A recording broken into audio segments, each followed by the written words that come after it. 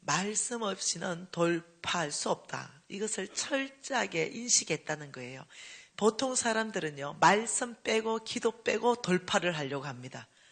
그런데 왕의 재정학교에 오면 제일 먼저 훈련시키는 것이 매일 하루에 10장 말씀 읽도록 하는 훈련을 제일 먼저 시킵니다. 말씀 없이 돌파는 일어나지 않습니다. 한번 말씀 봐볼까요? 사사기 말씀 보겠습니다. 하나님의 말씀은 사사기입니다. 사사기 2장 6절 말씀 보겠습니다. 사사기 2장 6절 같이 읽겠습니다. 전에 여호수아가 백성을 보내매 이스라엘 자손이 각기 그들의 기업으로 가서 땅을 차지하였고 백성이 여호수아가 사는 날 동안과 여호수아 뒤에 생존한 장로들 곧 여호와께서 이스라엘을 위하여 행하신 모든 큰 일을 본 자들이 사는 날 동안에 여호와를 섬겼더라. 여호와의 종 눈의 아들 여호수아가 110세에 죽음에 무리가 그의 기업의 경내 에브라임 산지 가스산 북쪽 딥나 헤레스에 장사하였고 그 세대의 사람들도 다 조상들에게 돌아갔고 그 후에 일어난 다른 세대는 여호와를 알지 못하며 여호와께서 이스라엘을 위하여 행하신 일도 알지 못하더라. 이스라엘 자손이 여호와의 목전에 악을 행하며 바알을 섬기며 이렇게 말했어요. 지금 오늘 이 말씀에 보면요 3세대가 나오고 있습니다. 1세대를 누구로 말하냐면 여호수아를 말하고 있습니다. 여호수아 세대는 이렇게 말했어요. 이 여호수아가 지금 1세대로 나와 있고 이 여호수아는 그 땅을 차지했다 이렇게 말했어요. 여호수아를 통해서 하나님은 약속을 이루셨습니다. 전체가 들어가서 주겠다는 그 땅 전체를 차지하게 하셨죠. 그리고 여호수아 다음에 누가 있냐면 장로들이 있었습니다. 장로들. 이 장로들을 특징을 뭐라고 얘기했냐면 한번 봐보세요. 7절에 장로들 곧 여호와께서 이스라엘을 위하여 행하신 모든 큰 일을 봤다 이렇게 얘기했어요. 하나님의 뭘 봤어요? 하나님의 능력을 경험한 세대들이다. 하나님이 누군지를 아는 세대들인 거죠.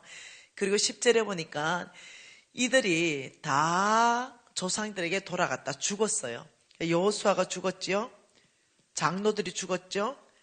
장로들의 그 다음 세대를 다음 세대라고 표현하지 않았고 다른 세대라고 말했어요. 다른 세대. 이 다른 세대들이 일어났는데 이들의 특징은 뭐냐면 여호와를 알지 못하고 이스라엘을 위하여 행하신 그 큰 일도 알지 못하며 그러니 이들이 악을 행했고 바알을 섬겼다 이렇게 말했어요. 여러분 교회는 사명이 있습니다. 그리고 지금 저희들 장로들 세대에 사명이 있습니다. 그 사명은 다른 세대를 일으키는 것이 아니라 다음 세대를 일으키는 것입니다. 다음 세대와 다른 세대는 다르다는 것입니다. 다른 세대는 이전의 장로들 세대와 다르고 여호수아 세대와 다른 걸 다른 세대라고 그래요. 근데 다음 세대는 여호수아 세대와 장로들의 세대를 믿음을 그대로 흘러가는 건 다음 세대입니다. 교회의 사명은 다음 세대까지 일으켜서 여호와가 누구인지 그분이 행하신 크고 놀라운 일들을 다음 세대가 알게 해야 됩니다. 이것이 사명인 줄 믿습니다. 우리가 이걸 해내지 못하면 다음 세대가 일어난 것이 아니라 다른 세대가 일어나서 악을 행합니다. 그리고 바알을 섬기는 악, 바알은 만몬이에요. 다 돈에 끌려갑니다. 이런 다른 세대가 일어나는 것은 우리의 책임입니다. 교회는 이런 큰 책임에 부담감을 가지셔야 되고 각 가정의 부모들은 이 큰 책임에 부담감을 가지면서 정말로 내 자녀들을 다른 세대로 키워내는 것이 아니라 나의 다음 세대로 키워내서 주님께 드려야 되는 줄 믿습니다. 여러분 지금 이렇게 하기 위해서 교회가 모든 방향을 맞춰야 되는 거예요. 나만 신앙을 잘하면 안 된다는 거죠. 다음 세대를 위해서 교회는 투자하기 시작해야 됩니다. 여러분 자녀들에게 시간을 내가면서 함께 성경 읽기 시작하고 함께 기도하는 모습들 보이기 시작하면서 여러분은 다음 세대를 일으켜내야 된다는 거예요. 여러분 저는 이번에 히어로 캠프를 저는 갔다 왔지요. 여러분 교회에서도 히어로 캠프 갔다 온 사람 손 들어보세요. 자, 몇 명 있으시죠, 그죠? 그 히어로 캠프 갔다 온 사람들은 봤을 거예요. 이 히어로 캠프 갔다 온 아이들 중에 몇 명을 제가 상담하기 시작했습니다. 근데 이 아이들이 저에게 마음문을 열기 시작했죠. 그 아이들이 내가 너는 왜 교회를 안 나가냐 물으니까 제가 간사님 목사 아들입니다. 제가 장로 아들입니다. 제가 권사 아들입니다. 저는 예수 3대째입니다. 저는 예수 5대째입니다. 이런 애들이에요. 그런데 아이들이 성경을 단 한 번도 읽었지 않다는 거예요. 성경책을 뒤져보지도 않았다는 거예요. 왜냐하면 왜 그랬는데 왜 교회를 나가도 관심이 하나도 없다는 거죠. 아버지가 목사이기 때문에 어쩔 수 없이 앉아 있는다는 거예요. 아버지가 장로고 권사이기 때문에 어쩔 수 없이 앉아 있지만 관심 하나도 없다는 거죠. 그 이유를 좀 얘기해 달라. 무엇이 너희들을 그렇게 세상이 너희들을 유혹했냐? 그 이유를 좀 얘기해 봐라. 무엇이 교회보다 더 세상이 즐거웠는지 얘기 좀 해봐라니까. 간사님 그거 아니에요. 세상이 나를 유혹한 게 아닙니다. 교회가 나를 떠밀었고 우리 아버지 우리 엄마가 나를 세상으로 떠밀었어요. 야 도대체 무슨 얘기냐. 저는 목사 아들인데요. 집에만 오면 우리 아버지가요 장로 욕해요. 집에만 오면 교회 욕합니다. 집에만 오면 권사 욕해요. 우리 아버지가 장로인데요. 집에만 오면 담임 목사 욕합니다. 집에만 오면 교회 욕해요. 우리 엄마가 권사인데요. 집에만 오면 장로 욕하고 집에만 오면 담임 목사 욕하고 집에만 오면 교회 욕해요. 내가 왜 그런 교회 나가야 됩니까? 그 욕하는 담임 목사 설교 내가 왜 들어야 됩니까? 저는 어릴 때부터 집에서 늘 이런 소리만 들었습니다. 세상이 나를 유혹한 게 아닙니다. 우리 가정에서 나를 세상으로 떠밀은 거예요. 너무 마음이 아팠어요. 이 아이들이 집에서 들은 게 교회 욕하는 걸 들은 거예요. 담임 목사님 욕하는 거, 장로 욕하는 거, 이걸 들은 거예요. 거기 내가 왜 가서 앉아 있어야 되는지 이유를 모르겠다는 거죠. 여러분 저는요 단 한 번도 우리 엄마 입에서 교회 욕하는 걸 들어본 적이 없어요. 단 한 번도 담임 목사님, 장로님들 욕하는 걸 들어본 적이 없어요. 단 한 번도. 그래서 저는요 이제는 제가 성숙했어요. 교회를 봤지요. 왜 욕할 게 없겠어요? 왜 담임 목사 욕할 게 없겠어요? 왜 장로 욕할 게 없었겠어요? 왜 교회 욕할 게 없었겠어요? 근데 우리 엄마가 한마디도 욕 안 했어요. 제가 신앙을 잘하면서 담임 목사님 이러면요 저는 예수님처럼 존경했어요. 장로님 이러면요 담임 목사님처럼 존경했어요. 이 마음은 지금도 변함이 없어요. 왜요? 한 번도 교회 욕하는 걸 들어보고 자란지를 않았어요. 저는 이번에 그 상담을 통해서 너무 큰 충격을 받아버린 거예요. 실질적으로 진짜 이런 가정이 있단 말인가. 그런데 내가 그래서 몇 명을 붙들고 얘기해봤어요.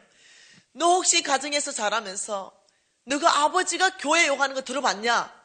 너가 아버지가 담임 목사님 욕하는 거 들어봤나? 10중 8구가 다 들어봤다는 거예요. 그래놓고 교회 안 나간다고 혼낸다는 거예요. 그런데 교회 왜 안 나오느냐고. 야기는 나갈 이유가 없다는 거예요. 그런 교회 나갈 이유가 없다는 거죠. 그런 목사 설교가 은행 안 된다는 거예요. 여러분 청신들 제발 좀 바짝 차리십시오. 제발 정신 차리고 우리가 아이들을 세상으로 밀어낸 거라고요. 지금 오늘 사사기 말씀을 통해서 여호수아 세대는 장로 세대까지 하나님의 큰 일을 보고 여호와를 알았는데 그 다음 세대가 일어났는데 그게 다른 세대가 되어버린 거예요. 그리고 여호와를 알지도 못하고 악을 행하며 바알을 섬기는 우상 숭배하는 데 가니까 하나님의 심판이 온 거예요. 여러분 다음 세대가 일어나지 않는 것 다음 세대 문제가 아니라 우리 문제예요. 교회 문제이고 우리 문제라고요. 세상 어디에도 욕할 만한 게 왜 없습니까? 부부끼리도 싸우는데, 내 입 안에 있는 혀도 내 입에서 씹혀버리는데, 제발 좀 입 다무세요. 담임 목사님이 어떻게 완벽하게 예수님처럼 하겠어요? 이 담임 목사님 말고 다른 담임 목사님 갖다 놓으면 똑같아요. 다 인간이기 때문에 부족해요. 다 인간이기 때문에 실수합니다. 좀 용서하시고 좀 용납하세요. 교회를 위해서 부족한 걸 좀, 그래서 담임 목사님 옆에 장로님 계신 거 아닙니까? 그래서 부족하니까 또 권사님들 계신 거 아니에요. 장로님들 부족하니까 또 다른 장로님들 옆에 있어서 보충하는 거 아니겠어요? 어떻게 내 입에 혀도 씹히는데 다른 사람 하는 게 100% 마음에 들겠어요? 가정 안에서부터, 교회 안에서부터 이 다음 세대를 바깥으로 쫓아냈고 지금 와서는 안 나간다고 뭐라 한다는 거죠. 저는 이번에 이 상담을 통해서 너무 큰 충격을 받았어요. 이래 살아서 안 되겠습니다. 여러분 다시 한번 일어나야 되겠습니다. 다음 세대를 책임감 있게 우리가 교회 안으로 불러내기 위해서는 우리 입에서 무슨 말이 나가는가, 우리가 어떻게 살아내는가, 여기에 딸려 있다는 거죠. 우리 엄마 아버지 보니까 아무 능력이 없는 삶을 사는데, 우리 엄마 아버지 보면 세상 사람보다 더 세상적인 원칙으로 사는데, 이 아이들 눈에 다 보이는데 믿음이라고는 하나도 안 보이고 오로지 돈 하면서 살고, 싸움에 쌓고 용서하지 못하고 세상의 기준과 잣대로 경쟁시키고 남을 밟고 올라가라 그러고, 이런 모든 것 안에서 아이들은 떠나버리는 거예요. 우리 엄마가 이렇게 말했습니다. 딸아, 너 공부해야 되는 이유가 있다면 남 주기 위해서다. 우리 친구 엄마들, 내가 노는 걸 워낙 좋아해가지고 초등학교 때 놀러 뛰어다니면 우리 친구 엄마들이 막 덩어리를 패주고 머리를 막 패줬어요. 그러면서 이렇게 말했어요. 이것들이 노는 것밖에 모르고 공부 좀 해라. 공부해서 남 주냐? 공부를 해야 돈을 벌 거 아니야. 돈 벌어서 남 주냐? 이렇게 얘기했어요. 근데 깜짝 놀랐어요. 어머, 우리 엄마하고 말을 반대로 하네. 그래서 친구 엄마한테, 우리 엄마는요 공부해서 남 주는 거라 그랬고 돈 벌어서 남 주라 그랬는데요. 이래가 더 두드려 맞았죠. 근데 나중에 보니 그게 다 성경에 있는 얘기예요. 우리 엄마는 말하는 것 자체가 내가 이해하든 내가 알든 못하든 아무 신경 안 쓰고 성경 얘기만 하는 거예요. 진리 가운데, 기반 가운데 얘기하는 거예요. 그러니 내가 많이 부정직하고 내가 많이 나갔다 왔죠. 그렇지만 어떠냐, 하나님이 견고하게 다시 하나님 앞에 돌아올 수 있는 힘이 길러진 거예요. 여러분, 오늘 우리가 결단하는 건 어떤 일이 있어도 교회 욕하지 않는다. 어떤 일이 있어도 담임 목사 욕하지 않는다. 어떤 일이 있어도 장로, 권사, 교회 중직자 욕하지 않는다. 욕할 것 같으면 어디서 욕해야 된다? 아무도 없는 주님 앞에서. 아버지, 우리 담임 목사님 누나를 빼버리세요. 뭐 이렇게. 예? 주의 종이니 당신이 책임지고 빼버리세요. 이렇게. 주님 앞에서만. 그리고 다윗 보니까 그렇게 하되 손모가지를 잘라버리세요. 뭐 이렇게. 그럼 마지막에는 주님 불쌍히 여겨주시고 은혜를 베풀어 주시며 우리를 의의 길로 인도해 주십시오. 이렇게 하더만. 뭔가 어디 한 사람한테는 얘기를 해야 되잖아. 속에 못 넣어놓고. 이럴 때는 주님 앞에서만. 아무도 없을 때. 그때 주님 앞에서만. 저는 주님 앞에서도 욕 안 합니다. 이제는 성숙해졌어요. 옛날에는 많이 했습니다. 눈알 빼버리고 손모가지 잘라버리고 이런 얘기 한 적이 한두 번이 아니에요. 요즘은 그래도 많이 성숙해가지고 눈알 빼기 전에 아버지 내 눈알이 빠질까봐 겁납니다. 이제 이래요. 네가 먼저 용서하고 그리고 내가 너를 용서하겠다. 이제 성숙해진 거예요. 옛날에는 성숙하지 않아가지고 이걸 가슴에 못 담아놓고 이 욕을 해내야 일단은 내가 풀렸어요. 그래가지고 하나님 앞에서 욕을 많이 했죠. 근데 다른 사람한테는 욕한 적이 단 한 번도 없습니다. 근데 이제는 하나님 앞에서도 이제는 욕이 안 나오대. 이제 아버지 마음을 아는 거야. 이제 내 죄를 용서받기 위해서 내가 어떻게 해야 되는지를. 이 큰 죄인 용서한 그 은혜가 너무 커서 다른 사람 뭐 잘못한 게 이제 죄처럼 보이지도 않아. 이제 우리 교회의 문화를 다시 만들어 가십시다. 오늘 이 사사기 말씀을 깊이 마음에 넣으십시오.